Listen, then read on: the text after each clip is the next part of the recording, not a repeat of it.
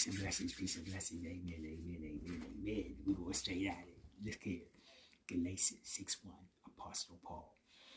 Brother, if a man is overtaken in any trespass, you who are spiritual, restore such a one in a spirit of gentleness, considering yourself, lest you also be tempted.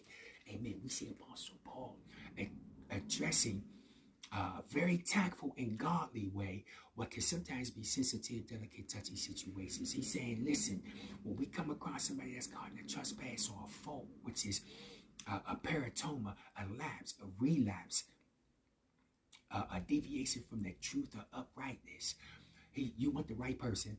You want somebody in the right spiritual place, the right spiritual position with God, to find you there, because you who are spiritual is who he say. Spiritual, pneumatikos in Greek. You are spiritual, that is serving as an organ or a vessel or instrument used by God, and that is spirit-filled and governed by the Spirit of God. And he says, now you who are spiritual, go and restore, catechise, Greek, restore, build up, mend back what was broken, strengthen, perfect, repair, bring one back to what they ought to be. And then he says how we ought to do it in a spirit of gentleness.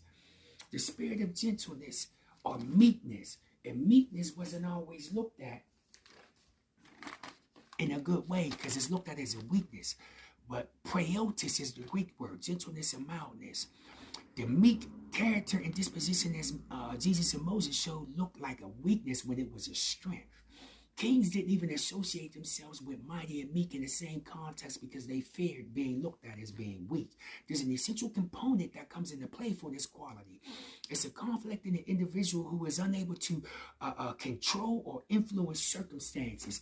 And usually it brings about frustration, bitterness, and anger and stuff like that. But one guided by God's Spirit accepts God's ability to direct events. Meekness, therefore, is an active and deliberate acceptance of undesirable circumstances that are wisely seen as only a larger part of the picture.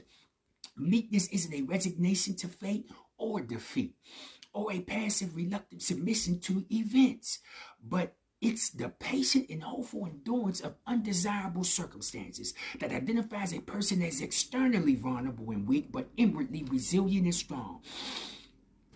It identifies not the weak, but more so, it identifies the strong who have been placed in a position of weakness where they persevere without giving up. And the Greek word praeotis is also related to animals, meaning tame, like a lion. It doesn't lose its strength, but the tameness allows it to be harmonized with others. Amen.